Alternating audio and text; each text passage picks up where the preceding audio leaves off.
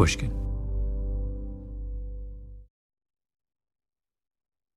Before we do any talking, I just want you, can you just read the opening scene?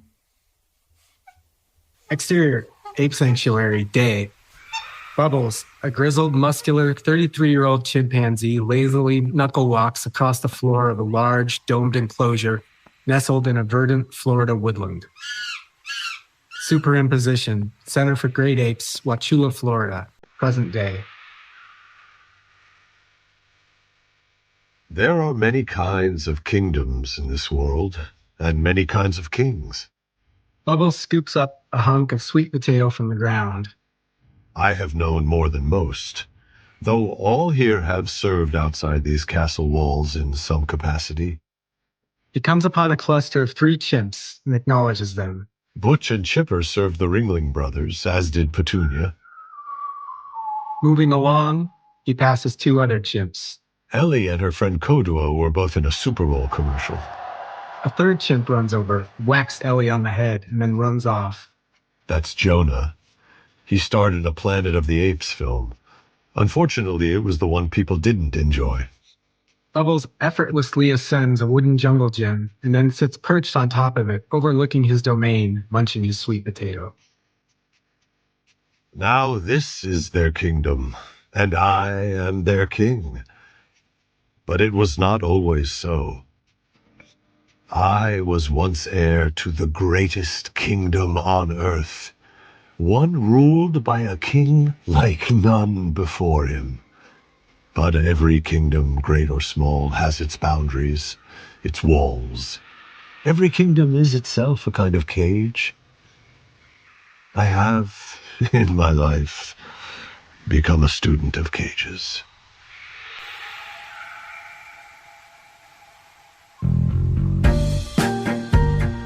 Welcome to episode 3 of Development Hell, our series about the Hollywood that never was. I heard about this script from Franklin Leonard, who runs something called The Blacklist. It's a Hollywood institution that polls movie executives every year, asking them to name their most liked unproduced screenplays. The project we're going to talk about today hit number 1 on the Blacklist. It was called simply Bubbles. A story told through the eyes of the most unreliable of all unreliable narrators, a chimpanzee, who rose as high as a chimp can rise and then fell. And the entire town, the entire community of development executives, studio honchos, producers, everyone in Hollywood agreed that this was the best thing they had read. But do you know when Bubbles hit number 1 on the Blacklist? 2015. 9 years ago. Hollywood decided as a group that a story about a chimp called Bubbles was the absolute best script of 2015. And yet, in the decades since, Hollywood has decided that they did not want to make a movie told through the eyes of a chimp called Bubbles. Why? This is why all of us at Revisionist History decided the world needed Development Hell. A series devoted entirely to the stories that Hollywood loves, but will not share with the rest of us. So I called up the creator of Bubbles, Isaac Adamson, screenwriter, novelist, thwarted chronicler of the inner lives of large primates. You may hear in Isaac's voice a certain resignation about the fate of his screenplay. But that's not how I feel. I read Bubbles and I thought, I have to do something. First they came for the chimpanzees, and I did not speak out because I was not a chimpanzee. You know how that ends. So here we have a middle-aged chimp who is clearly in some kind of retirement, has been pastured out to this sanctuary in Orlando. But he speaks in this grandiose, formal manner about this life. Give me a little more in your own words about the character of Bubbles, this majestic, aging chimp. Yeah, well, I think of Bubbles kind of as a would-be king in exile. You know, he's had this amazing, adventurous life, and now he's kind of been removed from And now he's sort of biding his time away from the life that he thought he was going to have and from the kingdom that he felt that he was going to inherit. He's a tragic figure. Yeah, definitely. Yeah. But he has, and what's hilarious, this is a comedy. Let's be clear. At its core. At its core, yes, at its core. It's many other things as well, but it's fundamentally a comedy. I must say, parenthetically, Isaac, that I love this script so much. You know how in your world, in Hollywood, it's always X meets Y. A movie is always described as X meets Y. You know what this is? Right. You probably, I'm sure you've thought, this script is Remains of the Day meets Puff the Magic Dragon. I actually had never thought of it that way. That's one I hadn't heard before either. But you know what I'm getting at? Yeah, I get it. That makes sense. So let's explain. Bubbles was a real chimp. Yeah, correct. He is a real chimp. He's still alive and living at this ape sanctuary in Florida. And he is famous. He's probably one of the most famous chimps of our generation. Yeah, I would think so. For sure. I mean, he's up there with like Cheetah from previous generations, I suppose. Oh, Cheetah. You mean like a Tarzan sidekick in those Tarzan movies and TV shows. So Bubbles is on Cheetah's level. He's famous. He is famous because he was Michael Jackson's chimpanzee during the height of Jackson's fame. Yeah. And he was more than a kind of pet. He was like Michael Jackson's companion. He was. When Michael Jackson went on tour, he took him all over the world. You know, he tried to take him to Europe. He had some trouble getting him into the country because of the animal quarantine laws. Uh-huh. But he did. He took him to Japan. He took him famously to a meeting with the mayor of Osaka. So you had this idea of doing a movie about Michael Jackson, seen through the eyes of his chimp Bubbles. Yeah, I guess the genesis of it happened a long time before I actually sat down to write the script. You know, it was right around the time Michael Jackson died. And there were all sorts of articles about every aspect of his life. And I happened across something in like People or, you know, one of those magazines that you kind of flip through at the dentist's office. And it was just a little blurb about, well, whatever happened to Bubbles? You know, remember Michael Jackson's chimpanzee? And I thought, oh, that's kind of interesting because I sort of remembered Bubbles being around and everything. And then a couple of years later, there was a book that was shortlisted for the Man Booker Prize in the UK called Meet Cheetah. Mm-hmm. And I thought it was like the Tarzan story told from Cheetah's perspective. That it turns out I was totally wrong. I didn't actually read the book. I just read about it. I'm like, oh, that's an interesting idea. Uh-huh. And yeah, so at a certain point, I just decided to try to write a Michael Jackson story told from the perspective of this, you know, of this chimpanzee. But it was really important to me to make the chimpanzee the lead character, though, the real protagonist, not just have it be he's kind of a fly on the wall witnessing all this crazy stuff going on. And how did you come to give Bubbles the persona that he has? I mean, there's a million directions you could go with a chimp. If we're going to live inside the mind of a chimp, the chimp could be a rascal. He could be a partier. He could be he could be he could be an immature adolescent. I mean, there's a million chimps, and you chose this kind of formal, self-serious, grandiose kind of character to be. Where did that notion come from?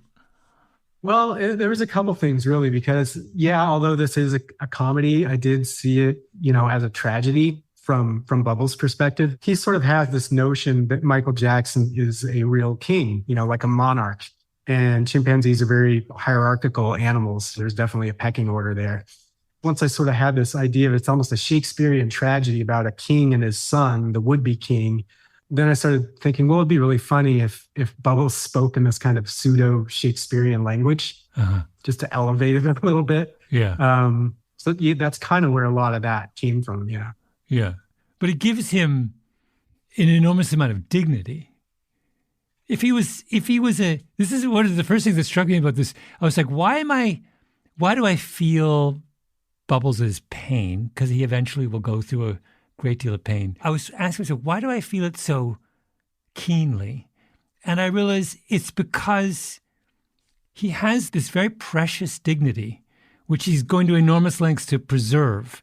And if he was just the stereotypical chimp who's just out to eat bananas and jump around, then there's no stakes if he's humiliated. But in this case, there's enormous. I mean, his pride, Bubbles just has this enormous amount of pride in his position and his status and his accomplishments, and which is it's just deeply hilarious. Yeah, I think, it would have been a fun to just the visual juxtaposition of this chimpanzee, which I think we all associate with that kind of, wacky hijinks and slapstick and whapping its head and, blowing raspberries and all those things we've seen in all kinds of movies and TV shows and commercials and even nature documentaries.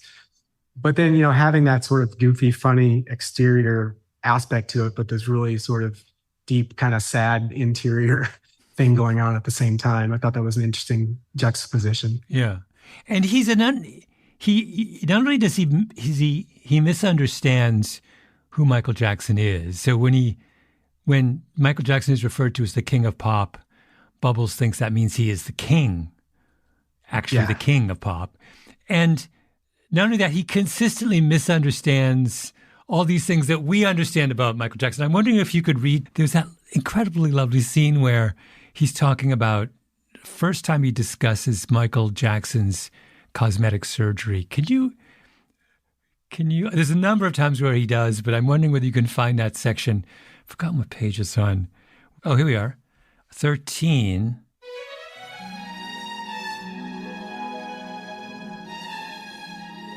Interior, Havenhurst Mansion, Michael's bathroom, night. Michael looks at the man in the mirror, unhappily inspecting his face for a moment before picking up a bottle of Porcelina skin bleaching cream. Bubbles sits on the stool next to him, watching as Michael rubs the cream into his face. Before venturing forth to the battlefield, he would don war paint that turned his face a spectral, phantasmic shade, meant to strike fear into the heart of his enemies. Later, Michael faces the mirror again. A bandage covers his nose. Often he would return from these battles with bandages covering wounds received in combat. Michael peels the bandage away to reveal a noticeably narrowed nose. But he had remarkable powers of self-healing, each time recovering from such injuries without so much as a scar. He's such a hilariously unreliable narrator about his king. That's like half the fun of this. That's why, when I said it's half Remains of the Day. Remains of the Day is a novel about a butler to an English lord who's sympathetic to the Nazis in the years before the Second World War. And the butler thinks that his master is one of the great statesmen of his day, instead of just being a groveling neo-Nazi, and that's a tragic novel. But the whole thing is the butler never understands who his master is. And by the end, but this is the same thing. Bubbles is like the butler in Remains of the Day. He just he never ever cottons on to the kind of hollowness in Michael Jackson, I guess. Yeah, I think, because he is a chimpanzee and he misinterprets a lot of what he sees, I think it sort of allows him to retain an innocence too that, a quote unquote normal person that was seeing some of the things that Bubbles was exposed to would, wouldn't come to the same conclusions that Bubbles does for sure. But Bubbles does. There are certain things he uses a lot in this screenplay about Joe, Michael Jackson's tyrannical father. And Bubbles does understand that there is something deeply kind of corrosive and tragic about that relationship. Yeah, it's true. I mean, he does. I think one thing that he's good at sensing is sort of power dynamics. And he can kind of understand that, Michael's maybe the king, but here's this other figure who is unkind to him, but clearly has power over him, in some sense. Mm-hmm. Mm-hmm. You have an enormous amount of fun in the script with populating it with every single pop culture person of the moment. In fact, I lost track. I was keeping track of all of the cameos. We get Elizabeth Taylor. We get lots of Quincy Jones. We get Bon Jovi in a hilarious scene when Bon Jovi basically co-opted Bubbles for a crazy night on the town. LaToya, obviously. A Corey Feldman. Prince. Yeah. Prince in a memorable scene when we see Prince encounter Michael Jackson through Bubbles' eyes. Bubbles tries to make sense of the this. I mean, this part of the script sounds like you must. I pictured you laughing out loud as you were writing these scenes. Oh yeah, definitely. Pretty much every scene, there was something that just made me giggle. And even before I was writing it, when I was just researching it and coming upon all these stories, I mean, Bon Jovi tells that story on a clip, and I think it's on YouTube, about how when he was in Osaka, he basically they gave him Bubbles for the night, and they just had a big hotel party. And the Prince story, that's another one that was based on, a true thing that happened. I mean, Michael Jackson being the massive figure he was at that time, he did interact with pretty much everybody who was everybody, in pop culture during that period. What's also interesting is that there's things happening inside Bubbles, which you made up yourself. Everything that happens outside, it seems like, so basically we're covering Michael Jackson's life when he's writing and touring for Bad. Is it Bad? Was the album called Bad? Yeah, it was Bad. Yeah. You're just fishing through all of the true accounts of that era and taking out stories. Basically, yeah. There's other stories that I've heard, since the script got out, and I talked to so many people about it, and everybody was sharing their Michael Jackson stories and rumors and all kinds of. I've heard a lot of other just kind of wild stories since then, involving Madonna and Michael Jackson, and some involving Bubbles, and people that saw him when he was at Neverland. And I've heard a couple where Bubbles was probably not as well behaved as he generally is in the script. Yeah. Well, that goes without saying. We have to give him, if we're going to give him some dignity, he can't be throwing his feces at the wall every 5 minutes. Right. Yeah. Of course, there are all kinds of things about Michael Jackson's story that are not funny. And when we come back, Isaac hits a roadblock as he tries to get the Bubbles movie made.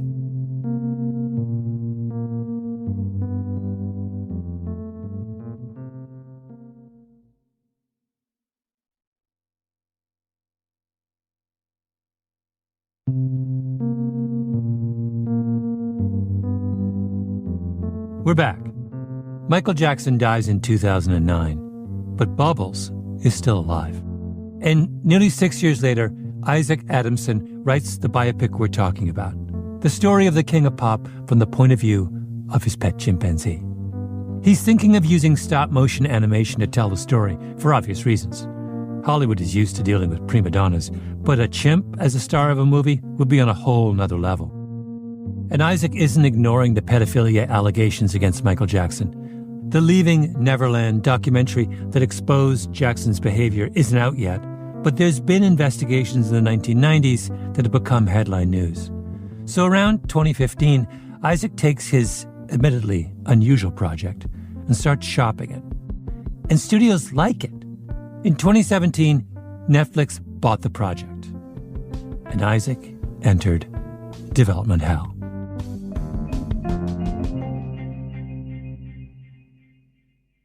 When Netflix bought the project, I had to do a pretty lengthy annotation for them, citing anything in the script. I had to basically cite a source for. Just to get clearance from their legal department. And we ended up, in the latest versions of the script, some of the names changed in certain cases, or a few characters kind of got squashed down into one character. Who did you lose in the legal review? Well, the biggest change had to do with a lot of the stuff related to legal charges that Michael Jackson faced. And we just changed some of the names there because there were a few things that were included in the script that were a little bit, there wasn't a whole lot of proof, or the only stories about it were like disreputable British tabloids and stuff like that. Yeah. So this brings up this crucial thing, which is what begins as this kind of strange, kind of lighthearted romp takes a dark turn in the second act. And we actually get into Michael's well-known allegations around Michael Jackson's pedophilia. Only this time we're seeing it through the eyes of a kind of our jilted chimp, whose place of prominence next to Michael has been he's been supplanted by a young boy. Yeah. I think Bubbles... Isaac, this is like, it gets heavy. It does. Yeah, it does. I mean, it's a heavy kind of story. I feel like the Michael Jackson story is a heavy story, and Bubbles' story within that story is kind of a heavy story. But yeah, I think he views these kids at first as just sort of these annoying sort of interlopers that are taking Michael's attention away from him. And then he sees them kind of as rivals, and even comes to fear like, well, maybe they're actually part of the succession now and not me. Once again, the one way in which Bubbles sees the world clearly is through the prism of hierarchy. Right. And so he understands accurately that in Michael Jackson's hierarchy, these boys are now higher up than he is. Correct. They occupy a place in Michael's heart that he does not. And this is, like I said, this is why I said this is Remains of the Day meets Puff the Magic Dragon. It's the Puff story. Then one day it happened. Jackie Paper came no more. That's what happens to him. He gets pushed aside. And it's like, it broke my heart when that happened. Yeah, it's a tough moment. It's a tough thing for Bubbles. And I think, if you talk to the kids who were around Michael Jackson a lot at that time, I think a lot of them went through similar experiences with him where they were his favorite, and then someone else came along, and they were just sort of jilted out of Neverland. Mm-hmm. And I think, in certain cases that hurt these kids a lot. Even some of the ones like Corey Feldman, who says that Michael Jackson never touched him or did anything sexually untoward, but he was just hurt by that whole experience of feeling like they were buddies and he was the favorite, and then one day he's just out. Mm-hmm. Mm-hmm. What does it do to our understanding of that part of Michael Jackson's life that we're viewing it through the eyes of a chimp? Yeah, that's a good question. I feel like, in a certain sense, it gives us Bubbles' interpretation and often misinterpretation of these things that he sees. It works almost as a distancing device that allows us to sort of see things through a different viewpoint that wasn't necessarily our own, or the way I experienced Michael Jackson when I was a kid growing up in the 80s. I mean, when I was growing up and where I was, it didn't really matter what kind of music you listened to. You liked Michael Jackson. Like if you were into, Iron Maiden and heavy metal and all that stuff, you still liked Michael Jackson. If you were listening to Duran Duran and a bunch of new wave, you still liked Michael Jackson. Everybody liked Michael Jackson. I remember seeing the Thriller video 1,000 times on MTV when I was a little kid. So yeah, I was definitely a fan. Yeah.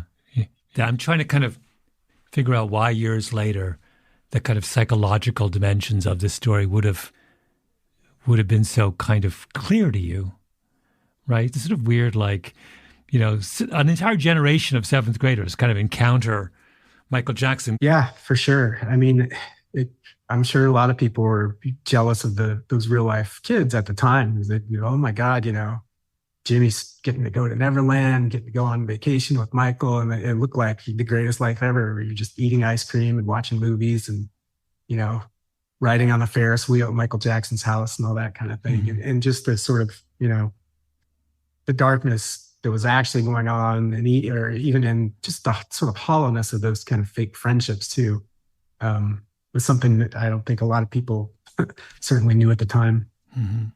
Do you think that that seeing Michael through Bubbles' eyes makes Michael a more sympathetic character to us or less? Yeah, that's tough. I mean, I think he probably comes off as a little bit less sympathetic because we're told the story from kind of a quote unquote victim's viewpoint, because it is Bubbles telling the story, but at the same time, Bubbles can't really, especially in the early version of the script, can't really bring himself to hate Michael Jackson. He still, even in the last, that first scene I read and the last scene of the script, he's hoping one day Michael Jackson is going to come again. He's still waiting for Michael to return, so they can rule the world together once more.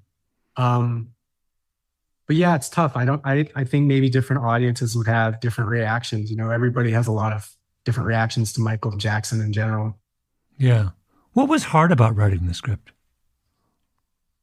Honestly, just from a technical point of view, the hardest thing was keeping Bubbles as the protagonist and not letting Michael take over too much of the script just because he is such a compelling figure. And, finding ways to include the moments that I wanted from Michael Jackson's life, but have Bubbles somehow be there for them.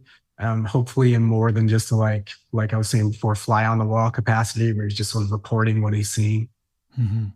Because so to give him stakes in some of those instances too. But he can't, the thing about Bubbles is he can't grow, can he?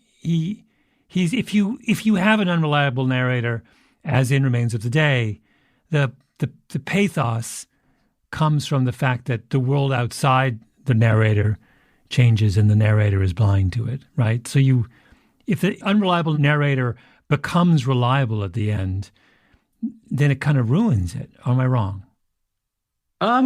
Yeah, that's a good question too, especially as it relates to sort of versions of the script that we revised after Leaving Neverland had came out. I think I felt, and the producers felt, that we couldn't allow Bubbles to be quite as ambiguous or I guess agnostic about what happened at Neverland. Mm-hmm. Because he is telling our movie, and then therefore it makes the movie feel like we're agnostic about it and, trying to question, well, maybe all those terrible things didn't happen, which was not our intention at all. So in later versions of the script, and the changes are pretty small, but I think Bubbles does display a clearer understanding of what's going on there. And he kind of loses his innocence a little bit. Mm-hmm. And his parting with Michael Jackson is a little more final. We don't really see him longing to see Michael again in those last moments. I do feel like we kind of needed to write it that way, based on everything going on. But it is a good question whether that sort of undermines a lot of the other things in the script about, his unreliable narration and his innocence overall. Mm-hmm. I think he became a little bit less innocent character in the final versions of it, as I think everybody became, less innocent after Leaving Neverland hit and really had the impact that it did. I don't think people could pretend anymore about Michael Jackson, who really was, at least in certain aspects of his life. Talk a little bit more about Leaving Neverland, which comes out when? I believe it was January 2019. It premiered at Sundance. Yeah, and so you wrote your script. First draft was written when? I originally, the first draft of this script was written in March 2015. And when do you see it? Do you see it right away? I didn't see it right away. It's funny. My manager was in Sundance and he went to the premiere of it and he called me immediately. And he's like, I think we got a problem. Then I saw the film, and the thing that I really underestimated was just the power of hearing these guys tell their own stories in their own words. And, they really become real people in a way that they're not when you're just looking at court documents or a magazine article or something like that. And you really heard them, expressing the hurt and the pain of the things that they had been through.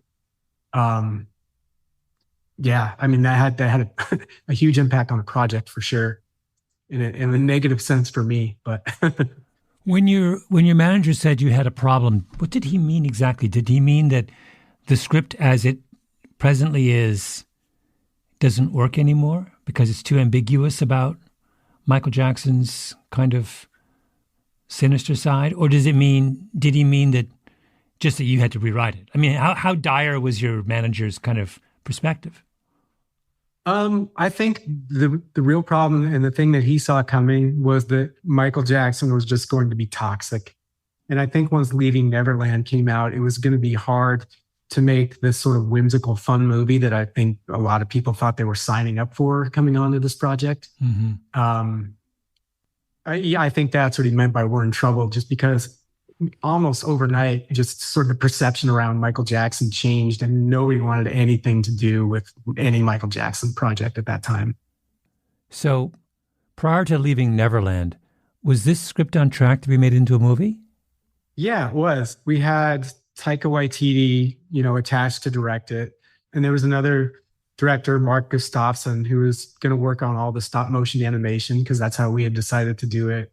Dan Harmon at Starburns was producing it. So we had all his company was on it. Netflix bought the project at Cannes, and I think it was 2017. Uh-huh. So yeah, it was kind of ready to go. The two things that killed it were, well, Taika Waititi had this other movie that he wanted to do kind of in the meantime called Jojo Rabbit. So yeah, he went off to do that. And then in the meantime, Leaving Neverland came out. And I think we got to a point and we were pretty deep in pre-production. They'd already hired all the department heads. We had 40 some animators working on it. And it was kind of getting to the point where we needed Taika to really engage and start making some directorial decisions. And he was just not engaged in the project. We knew something was up. And finally, he just, he made the call to his agent or whatever, get me out of this. I can't do this anymore. And that's when it sort of died. And Netflix had said, well, you've got 2 months to find another director for this. And then 3 days later, they completely changed their minds and went, no, we're killing it. Everybody's fired. Go home. So yeah, that's not a good day. We'll be right back.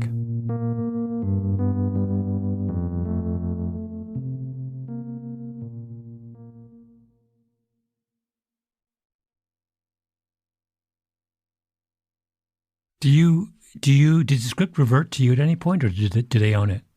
It has recently. Yeah, I own it now. Yeah. Do you think it's dead? I don't know. Things kind of never die. It's funny. People bring it up to me all the time, but we haven't really pursued any serious avenues towards getting it going again. But who knows? I will say it's pretty obvious to me that Michael Jackson, just as a public figure, is not. I mean, they're making a Michael Jackson biopic right now. Just yesterday, Usher on the Super Bowl was wearing, like a Michael Jackson glove. I don't think we would have seen that in the immediate wake of Leaving Neverland. Yeah. It's funny because I to take a contrary position, I feel like this is more interesting post Neverland than pre Neverland. I mean, it goes from being, if you do this this movie at a time when we think of Michael as a talented eccentric, then the movie is fun and whimsical, but there's nothing at stake. It's just It's just another log on the fire of Jackson's celebrity. It's a clever log, and the fire, is wonderful, but it's not deviating in any. But now it's like, now that I know going in that Michael Jackson is this kind of complicated, twisted, deeply problematic figure, then the fact that Bubbles is straining through his chimp eyes to see him clearly and failing is like, it's heart-wrenching. This movie now has it's got stakes now that it didn't have before. It's like, it's important for us to know what we know about Michael Jackson for this to move us emotionally. And what you're saying, this idea that Michael Jackson is toxic or is more toxic than he used to be is absolutely right. But this is not a Michael Jackson movie. It's a Bubbles movie. Not. Yeah. It's a movie 100%. About Bubbles, right? A naive underling with this kind of self-deception, powerful self-deception, trying to make sense of a world that he has no understanding of. It's like, it's heartbreaking. But Yeah, I mean, to me, it is. I don't think anything, what we've learned about Michael Jackson, it's been funny to me because I say we learned it, but everybody kind of knew it anyway. And that's what's been odd about the reaction to me, is that there wasn't anything new in these revelations, but suddenly had been gone through Me Too and all the stuff that came with it. I think we just as a culture learned to take a lot of that stuff a lot more seriously and, give it the weight that it deserves. And I think that's what sort of changed about, the public perception, at least of Michael Jackson. But for me, I mean, I always kind of believed that the kids are telling the truth, Bubbles becomes a stand-in for us. Yep. We all looked the other way with Michael Jackson for years, right? Because we were in love with his talent and his music. And Bubbles is he's just representing our own kind of willful blindness.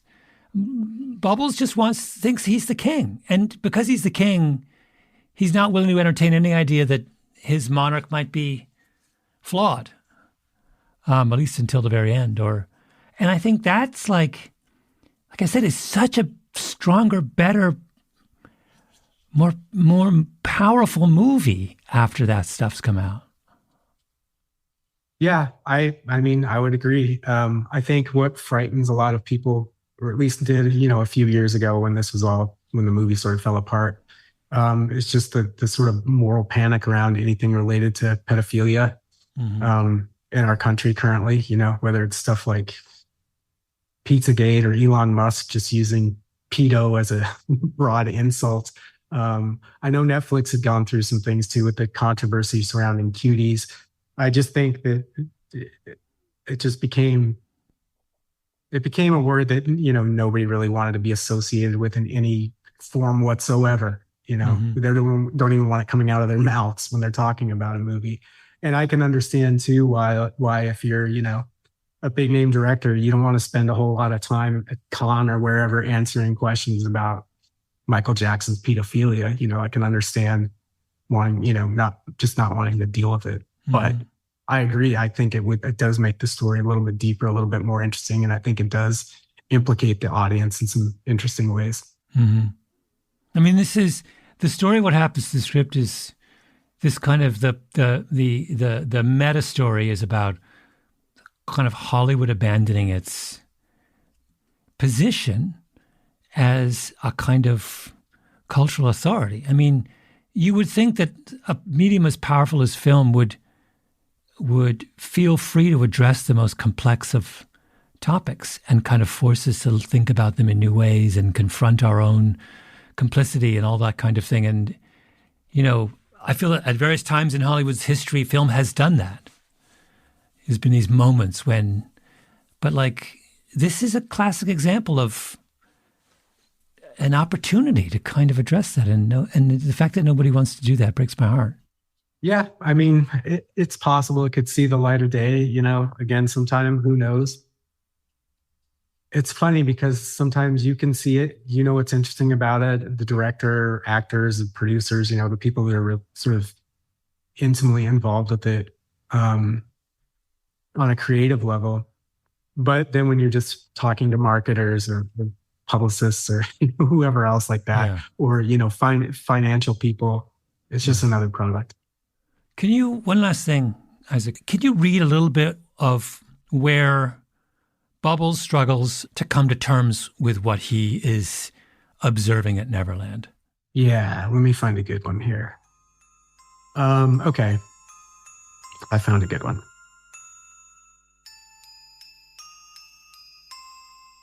Exterior, Neverland, amusement park, day. Bubbles glowers as Michael leads a delegation of kids down a path towards the amusement park.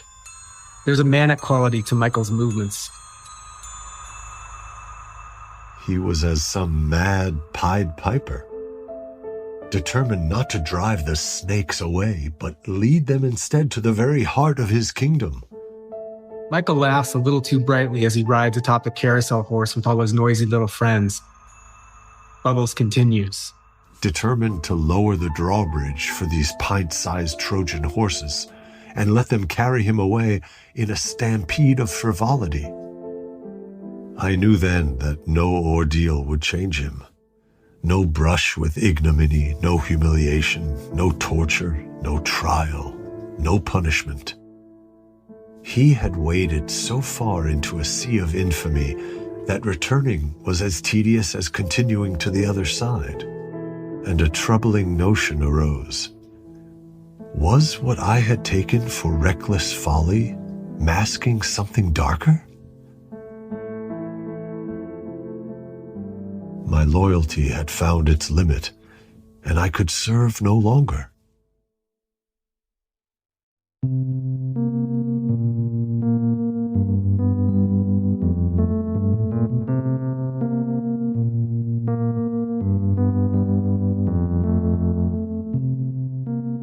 This episode was produced by Nina Bird-Lawrence and Tali Emlin, with Ben Nadaf Hafri.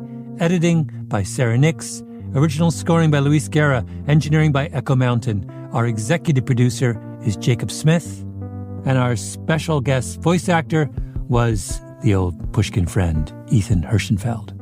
An extra special thanks to Franklin Leonard at the Blacklist for bringing Bubbles to the attention of the world.